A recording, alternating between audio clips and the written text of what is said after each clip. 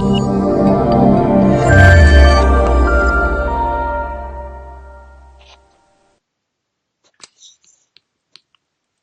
everyone, welcome to the Kick-Ass Relationship Show.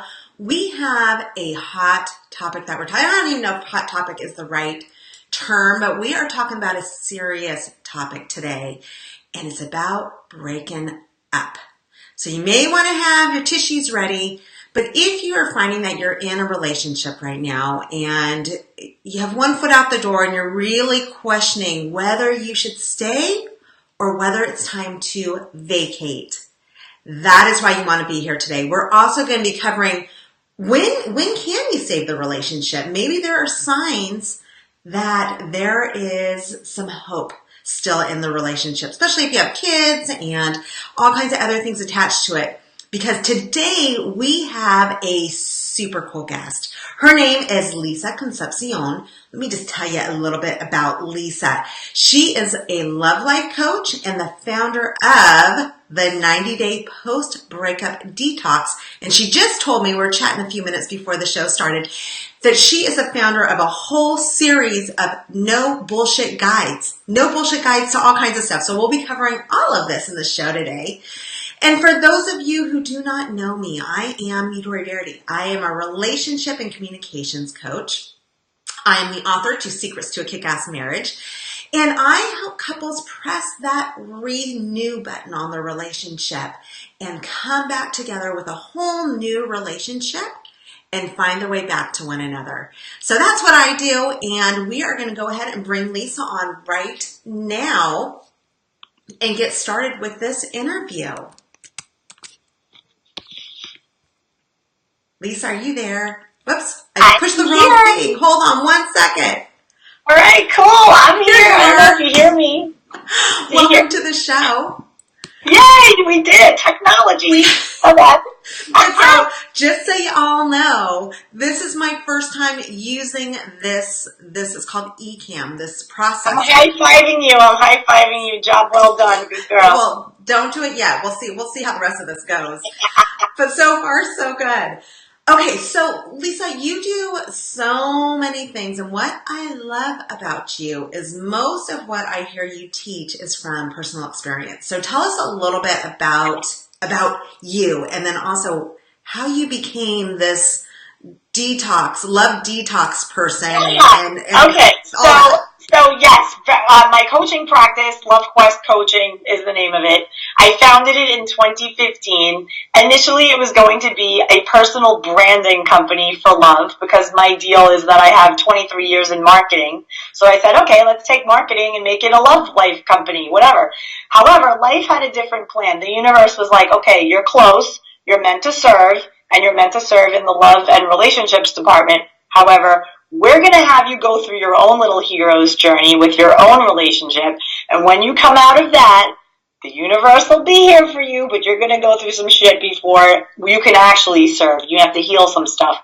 So what ended up happening was in 2015, after, 17 years of marriage, 12 together, 4.5 separated, my husband decides finally he wanted to file for divorce. I still had hope. I still wanted to say, like, hey, let's create something new here. Let's put that reset on the relationship. We're older. We're wiser. Like, let's do something together. And he just couldn't see the vision. He just couldn't wrap his head around the vision. And in the time that we were apart, there was a lot of hope and a lot of that clinging on to hope kind of thing, which could waste a lot of precious time. And finally, when that happened, I fell into a deep abyss, like a spiral into, it's as if someone pushed me into a deep, dark well.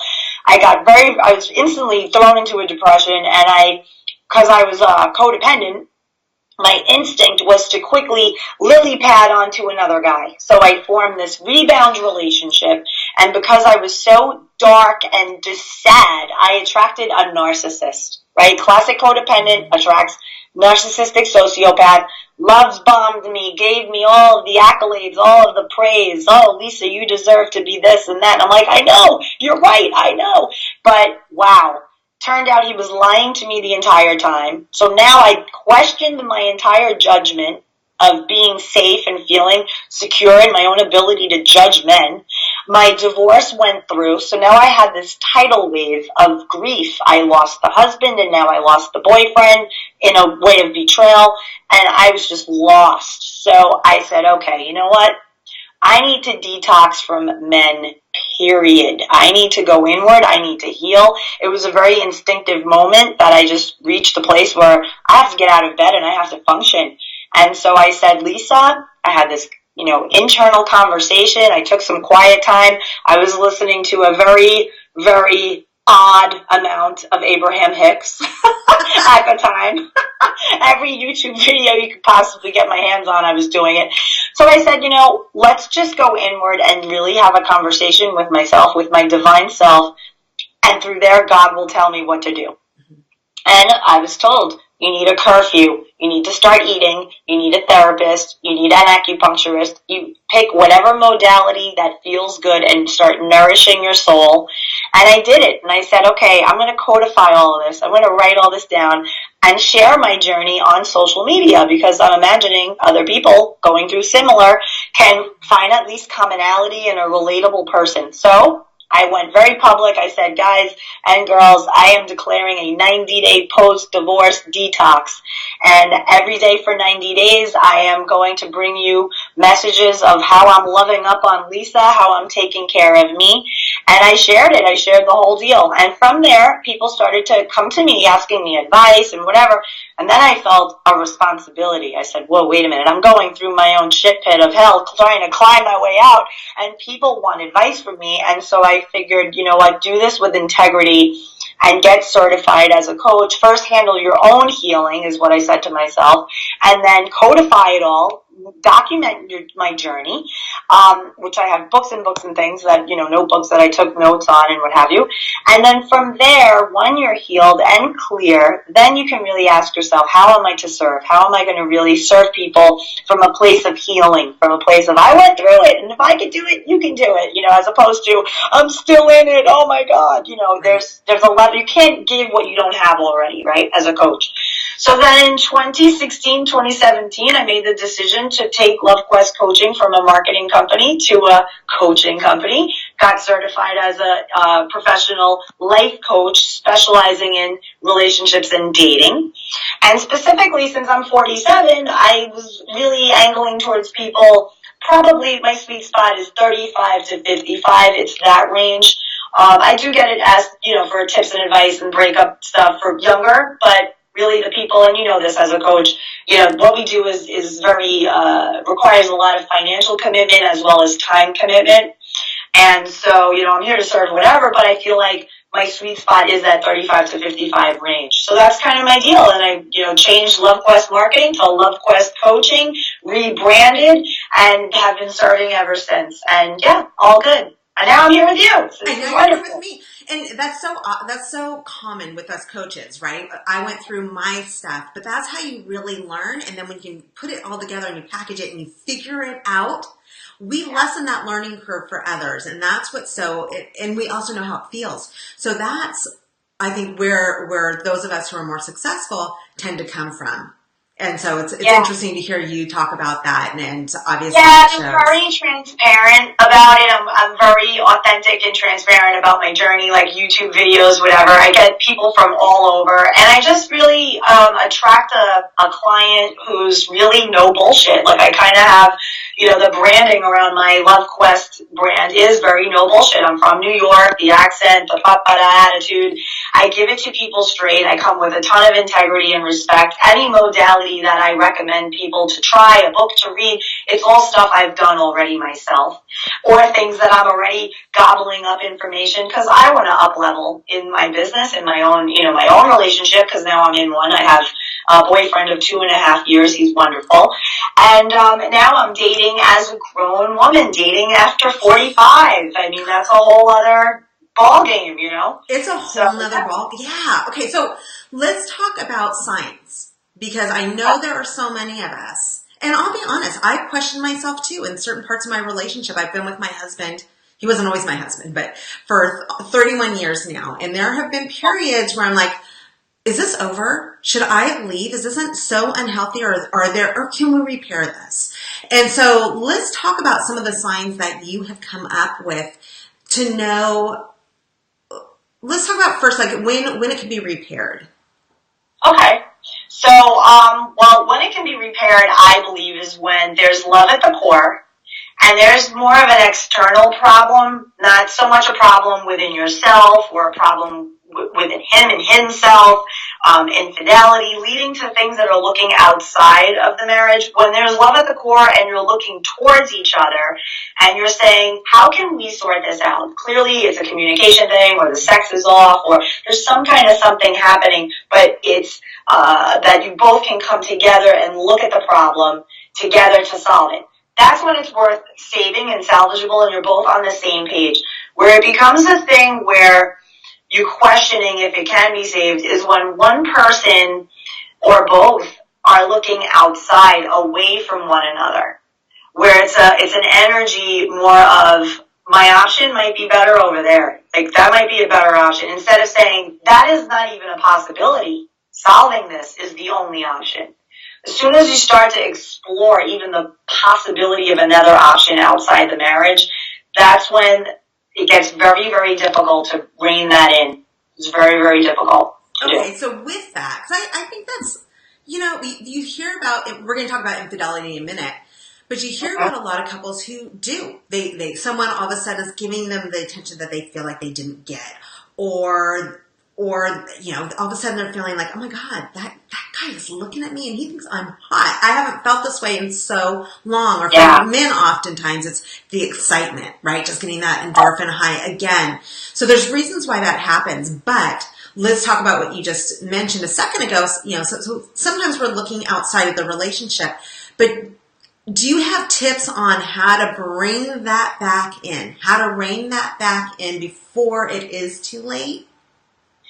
Absolutely. I mean, the main tip really is language. It's watching your language. Like, the second you start even entertaining the word divorce into the whole mix, you're bringing in that energy of that possibility, and it's just damaging. Because now it's like, yeah, that is an option, actually. When that's not an option and that's off the table, then you can reignite the commitment. You can remind one another, listen, I didn't marry you because, hey, if I didn't like it, I could always get divorced. I married you because I committed to hold your hand when you die. Like, this is a different game. And so let's not even go down that path. Let's look at what we have in front of us and where do we want to go, right? So here's where we are now. Where do you want to go?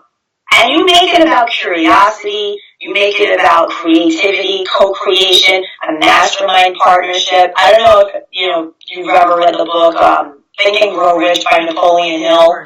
So, there's a big part of that book that talks about the power of the mastermind. And the concept is, anytime you have a partnership of 2 or more people with set directives, set goals, a vision that's a collective shared vision, and you work towards that vision will come to be. And so the problem that we see a lot of times, couples, they get very lost in their vision. They get very caught up in the minutia of the to-do list, but they lose the bigger view. They lose that bigger purpose that they're both striving for as couples. So they get lost, they get sidetracked, and that's when they start doubting themselves, and they end up getting into this spiral of entertaining options outside the marriage, including possibly divorce. Right. And that's what you brought up, a couple really good points. One, when you start throwing out the D word, it gets manifested. And also, a lot of times I see this with some of the couples that come to me. They've been threatening it for years, but then they don't do anything. So the partner no longer believes them. So that's one issue. But then that whole thing of future pacing and thinking about, okay, let's talk about what excites us. What do we both want? What can we strive for? And then starting to work together and creating a new blueprint and finding a way. I mean, I work with couples all the time, and that's what's so exciting to see that transformation. But now, because anyone can transform provided they're both willing. It's that will. If one person is like, I don't know, I'm on the fence, I don't know, and the other person is, baby, we can create create whatever we want, being the cheerleader for the relationship, eventually you're going to grow tired of that. Eventually you're going to say, listen, I cannot climb Mount Everest with elephants on my back here. I need for you to meet me halfway and be a team to do this together, to take this journey together. And, when there's commitment to the journey, to this place of where you are and where you want to be, and there's agreements on both individually and as a couple of where that destination is and what it looks like, right? Then you can support one another. Then it's like, okay, you want to change your business. Fantastic. How can I serve you best in that endeavor? And what do you want to do? Well, I think I want to, flip houses. I have a hobby I want to pursue. Cool, how can I support you in that endeavor? And now you're turning each other on to new things, and you're like, damn, I didn't know my corporate man can wield a hammer. Wow! You see each other in a different light. Totally, that dopamine. Totally, all that. The dopamine, the Oxycontin, not Oxycontin. Totally. All that stuff, it starts. Oxycontin, if that's whatever. That may cause some other problems, just FYI. But yeah, but you know what we're saying, those brain chemicals, those love chemicals that are going off, that's what it takes. Okay, so let's shift gears a little bit, because sometimes it is best to end the relationship. So let's talk about that. Let's get honest about that. What are the signs that you talk to your clients about of when it is truly over? And let me tell you, this is where my own journey, my own wisdom really comes to play a huge role in my coaching, because I did not let it go. I stayed separated. Can you imagine? Separated with my ex-husband living around the corner and up the block for 4 years. Who does this? And he's coming over and we're having lunch and we're cooking dinner together, but limbo, marital emotional limbo, is terrible to do this to yourself. So one of the things that I suggest people do is really, really quickly have that conversation with that other person to see truly where they're at, really where they are. Is this something that is a solvable done and done? And is there other people in the mix? Is there, you on a dating app? Like, what's going on here? And if that's the case, and the person is totally checked out and their actions are aligned with their words, in that they are checked out and you're looking at how they're behaving and it is the same, it's matching, yep, this person's checked out, then the self-loving thing, the kindness to yourself is what happens next. It's the really coming to terms with an exit strategy. How am I going to tie up my ends so that I can leave this with dignity and love for myself first and most? And for children, if they're in the mix, it becomes a very heavier conversation when there are children involved, And so that's when, the really honesty, getting very real and very honest with yourself, as hurtful and as hard as it is to let that go, you don't want to go down the path of limbo and separation and clinging to hope for years and years and years. It's just not healthy and not good, and it's not a good use of your time. And that stagnation will permeate other aspects of your life. It will permeate your finances, your career. You'll notice that when that stagnation starts to happen, you will see, oh my gosh, I had an illness that came out of nowhere. Oh my gosh, I didn't, thank God. But financially, it took me for a huge toll on me financially, because that stuckness, stuck in my marriage, stuck in my life, everything started to manifest and built a momentum. So yeah, Take heed. Definitely look at the reality of what's happening. If that man or that woman is not interested in moving forward and they're very, I don't know, have love for yourself. Look at the life that you want and begin to take self-loving action towards that life. Yeah, and that's easier said than done. Like it's hard. It's a mofo. It's hard. It is. And that's why it's so important to have a coach who has no strings attached to any of your emotions or any of the past, from either one. Yeah, because and get guidance.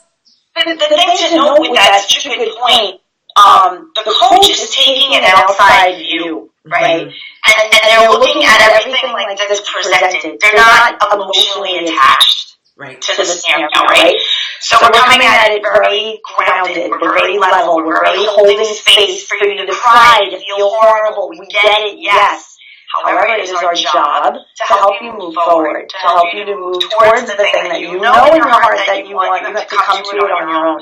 That being said, there's a lot of nuances to the communication, and you're a communications girl like I am, right? So notice when you're coaching, sometimes there's email exchanges that happen between the people that she's using language that puts her in a position of kind of being a doormat, where you can come and go and whatever. Maybe she's even enabling sex to happen after this conversation of perhaps separating or perhaps divorcing. And now it's, oh, but we had a few drinks one night and it's okay. That's the father of my children. Who cares if we have sex and whatever? Maybe they'll bring us back together. Okay, but now it can also muddy the waters. Now the kids are confused. Now dad comes for the weekends only, but during the week he's living God knows where. All of this drama and muddiness, when you have a coach, we're able to see it and see, listen, girl, you're heading for a brick wall train. Like, boom, and hit it hard. So, we know how this is your journey to take. It's your journey to take, but I'm going to point out several ways that this can go. Mm-hmm. And then you can sit there and you can be big girl and make your decision, and I'll be here with love in my heart and professionalism to coach you through whatever decision you make. It's your journey. I'm just going to lay out there how many ways that this can go. Because they might only see one way. Right. And we usually do, because we have our own little world, right, that we're in. Okay, so let's talk about the affair. So infidelity. Some people think it's black and white. I used to. I no longer do. Let's talk about that. When do you know it's over after someone has had an affair, or the opposite of that too? When what are some signs that you use, Lisa, on helping your clients navigate through? Well, the deal is like infidelity is like taking a baseball bat to a piece of Tiffany china. I mean, of glass. It's like you're shattering all trust, respect. The one thing that I always immediately begin with when wrapping my head and my client's head around infidelity is that it is never about the other person. Meaning not the person outside the marriage or outside the relationship. I'm saying the other person, the other spouse. It's more about the lack of love that you have for yourself. So what I mean by that is, and I'll use my own example, 7 years into my marriage, I had an affair. And it was purely because I was not in a self-loving place. I never married for the right reasons. I didn't marry from a place of, I got it all together, I went through some stuff, I'm self-loving, I know who I am, and now I have all this to give to a man. No, I went into marriage at 27 years old with the mindset of, I want to be an adult. In my culture, in my family, how I was raised, being an adult means leaving your house a bride and marrying a man. Number 3, I know this man's in college and I don't want to not be with him because then I'll have to start over, and if I'm not married by the time I'm 30, I'm 27, I'm a loser. And I want to buy a house and I want to make 6 figures by the time I'm 32. It was like life's to-do list. And when you approach marriage that way and not from a mature, I got this, I'm cool, I have my life, I have everything, I traveled, I dated, I've done. When you've had experience, okay, now you bring that whole person to a marriage, and then 2 whole people can come together and create. So initially I entered, and he did the same. There was, we were kids. We met at 20 years old. So not to excuse it, but because I didn't have that foundation of self-love, and because I was a classic codependent, meaning I tried to control all outside conditions to suit my happiness. It was like everyone and everything had to line up just so to keep Lisa happy. And there's the trap, the life trap. I could never have been a good partner in that regard because I was never a good partner to myself.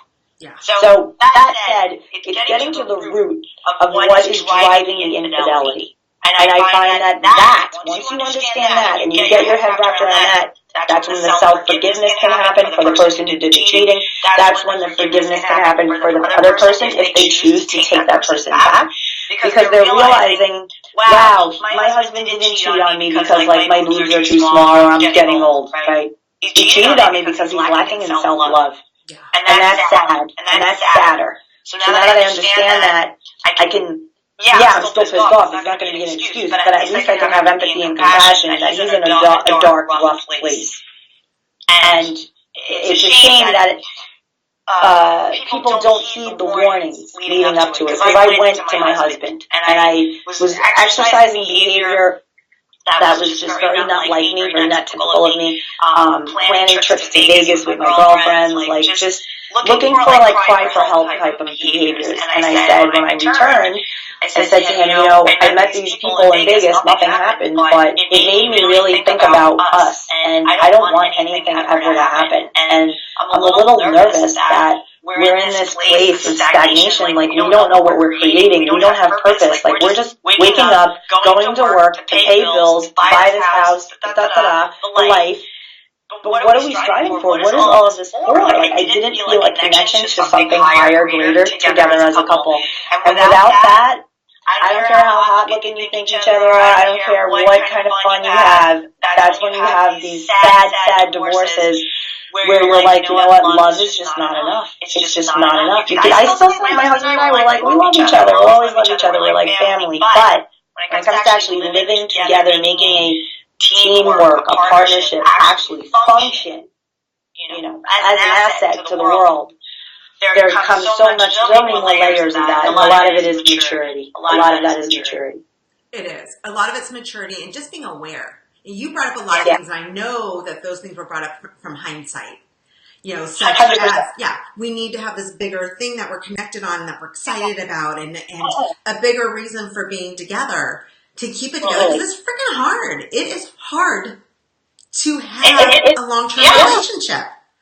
And the amount of appreciation that you have to be disciplined to get to, right? So when you're like, oh my God, this man, how long does it take you to put your clothes away from the laundry basket to the closet? Like, why is it 3 days? Right. Drives me crazy, right? Like when you're having this, to be able to say, all right, you know what, this is a nitpicky thing, and I'll just mention it to him with love and kindness, and there's a way to communicate with joy and love in my heart, so that I'm not coming at him like Maggie.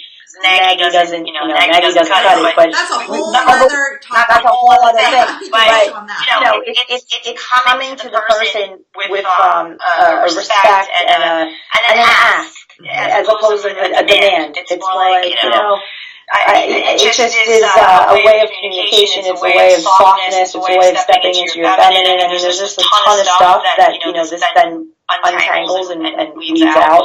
But, with couples who are going through infidelity, let me tell you, it is love there. And then there's the revenge cheating, right? Then there's that anger that kicks in on the other person, and they're like, okay, well, if it's good enough for you, it's good enough for me. And then they meet you where you are, and you have this momentum of tit for tat, who's going to outdo each other. It becomes a power struggle. Not good things. Not loving to self, not loving to each other. Not good things. It's not good. It's not healthy. So, I mean, there's so many little nuggets that we've talked about, Lisa, where we could just go on a whole show based on those things. The things that are good from learning from infidelity, the things that are, that just are the nail in the coffin. I mean, there's just so many different topics. But I want to give you a chance to tell the audience a little bit about what you do. So I want to know personally, actually, this is totally something. Okay. Tell me about, what is this no bullshit guide? What are these? Okay, they're so fun. So basically, you come to my website, I created 4 of them. And they're suitable for any kind of life dilemma, right? Because I help people with breakups, with divorces. I help them find partners. And not as a matchmaker, but getting their energy to a place where, like, let's say they're ready to date again after a divorce. Okay, there's energy work that has to happen with that. There's mindset work that has to happen. So all that's there.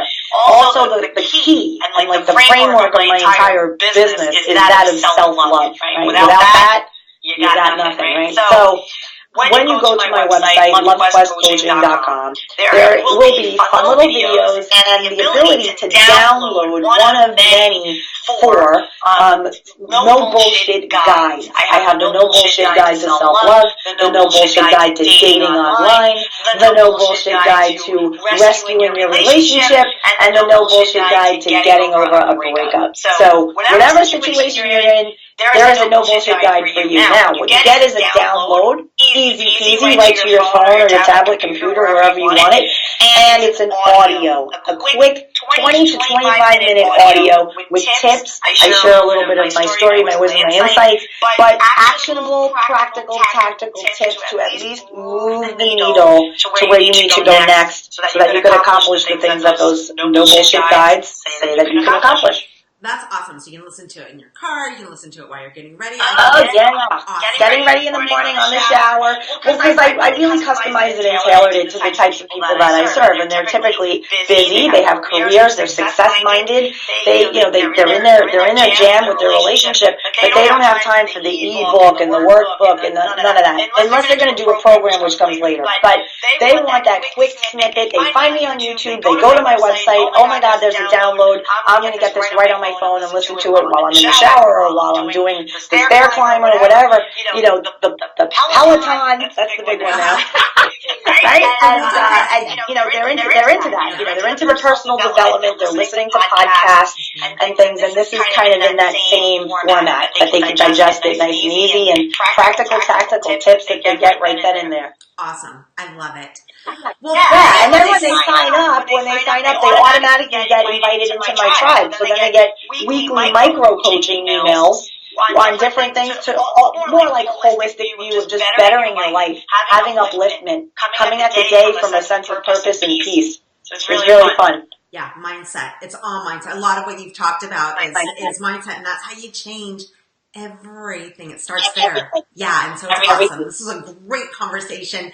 Lisa, thank you so much. This has been just enlightening, and I know a lot of people have found or will find value in what we've talked about. Good. So I hope so. It's rough. It's not. We never said it was easy. It was never said that. But next week, let me just switch gears a little bit. Next week, my guests are a couple, and both of them are in one of those industries, those careers that have a very, very high divorce rate. And they had an incredibly ill child that they had to navigate through. So this is interesting because this couple, they're darling. I mean, I can absolutely hang out with them, just like with you, Lisa. But so the husband at one point, he totally left the relationship. He checked out mentally, like you talked about. He absolutely checked out. And so the wife was just kind of raising this child and taking care of him and dealing with life all on her own. But they found a way to reconnect and to come in much, much stronger and really kind of re-synergize that relationship. And now they're doing fantastic. So we're going to be having that conversation with them. Great. As always, I end my show with the gratitude attitude. Again, mindset. But the gratitude attitude is all about loving those people that are around you and thinking of what you're grateful for with them. And especially those that maybe you don't like that much. If you have a little bit more gratitude towards them and you can change that mindset, it just makes you happier and makes your heart lighter, and you might look at them a little bit less hateful. So try it. It's the gratitude attitude. All right, y'all. Until next week, next Wednesday, 1 p.m. Pacific time, we will be back here. Thanks for being with us. Thanks for having me.